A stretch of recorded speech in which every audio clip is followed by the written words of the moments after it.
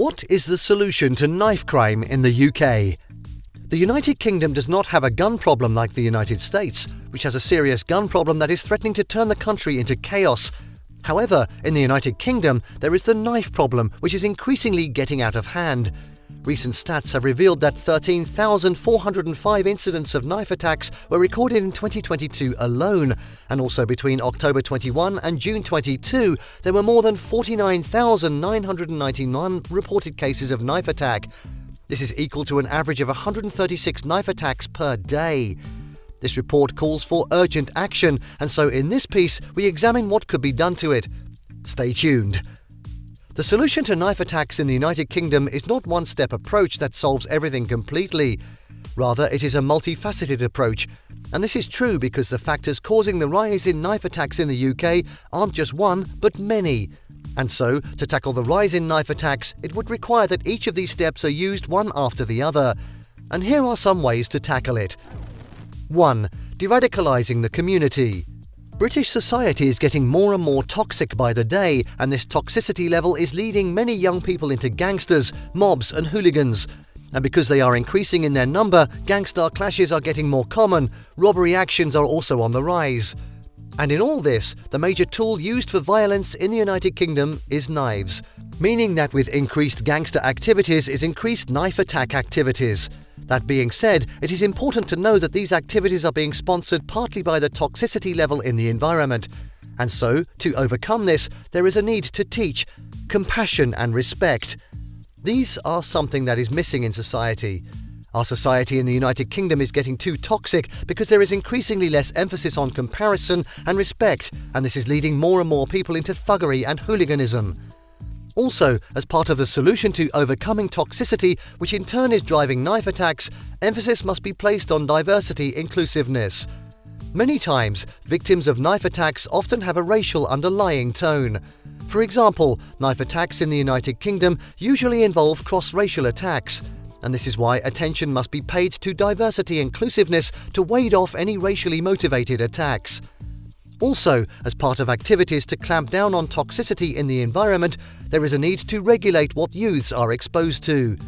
This is because many youths are increasingly seeing violence as a way of life, and this is probably what they learn from video games and movies. As a result, it is important to regulate what youths are exposed to. Aside from regulating video and game exposure, there is a need to encourage communication among youths. As we said, many youths in the United Kingdom believe that violence is a way of life, and so they shy away from open communication, embracing violence. By teaching youths to engage in open communication, the United Kingdom could have a chance to fight knife attacks. 2. Massive sensitization. Another thing that could be done to tackle the rise in knife attacks in the UK is massive public sensitization. It is important to know that activities involved in tackling crime and knife attacks would involve the participation of the government, law enforcement, private individuals and NGOs. Their activities would have to be synergistic. In my opinion, I feel like there has not been enough publicity and sensitization on the matter despite how serious the issue is. For example, you'd be shocked to find out that many people, particularly the older generation, don't know that young people are the ones perpetuating this act the most in the United Kingdom. And as such, they would have to be enlightened. The importance of public enlightenment and sensitization will help in preventing some of these attacks. This can help in two ways. Firstly, it can help members of the public who are likely to be victims to spot potential threats and also run away from them. While secondly, sensitization can help people know those who are vulnerable to carrying out knife attacks, and as such, early intervention can be carried out and stop them right in their track. In my view, I feel one of the greatest benefits of massive sensitization is that it can help to adequately promote massive intervention, and this would go a long way in reducing these knife attacks. That said, effective sensitization should include the youthful generation. Remember that the youthful generation is the most affected, and so any form of effective sensitization would have to cover the younger generation. Key influencers would also be needed for it to be successful, and again the rationale for this is that since the target is predominantly youth, the younger generation is more likely to respond to their key influencers. 3. Targeted intervention. Next on the list is targeted intervention. This must come after sensitization. The other time I pointed out that sensitization is important in identifying potential perpetrators, and once the perpetrators have been identified, targeted intervention must be carried out. Early intervention of young individuals who are likely going to be victim of drugs, gangsters and hooligans is key. This particular group of people are regarded as high-risk individuals. With this, targeted intervention, tailored or custom intervention is possible.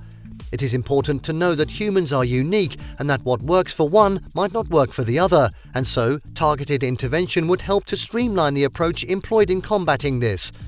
The crux of this targeted intervention is that it is one of the most effective methods of combating knife attack crime in the United Kingdom. This is because it would help address the specific need of the person involved. Some of the people involved in knife attack crimes could have found themselves because of a lack of proper education, lack of jobs, money, and even mental health. And so, with targeted intervention, these needs could be addressed, and thus there is better effectiveness. In summary, targeted intervention should be collaborative work involving the government, law enforcement, NGOs and private individuals. This helps to generate a greater result. 4. Socioeconomic empowerment. One factor that is undoubtedly associated with the crime rate is socioeconomic factors. When the socioeconomic factors are not taken care of adequately, it would most likely lead people to crime and gangster life. And this sort of life is becoming the norm in the United Kingdom. Many of the young people involved in knife attacks or gangster and drug-related activities are jobless or out of school or probably poor. And so, part of the intervention would be empowering young people with skills so they can have their own life without engaging in illegal activities. Also, out-of-school young adults should be taken back to school where they can be educated properly. All of this collectively constitutes socio-economic empowerment. 5. Improving police force. Another important thing to do that would help to tackle knife attack crime is improving the police force. Recently, in the United Kingdom, the number of police force officials has been decreasing steadily. For instance, in May 2022, it was recorded that over 8,000 police officers resigned. This value represents a massive depletion of the police force. Another report suggested that the United Kingdom is short of 30,000 police. Of course, you should know what it means, right? It means that the crime rate would increase, as there would not be enough police to respond to crime or possible cases of crime, and this could make these attacks further increase.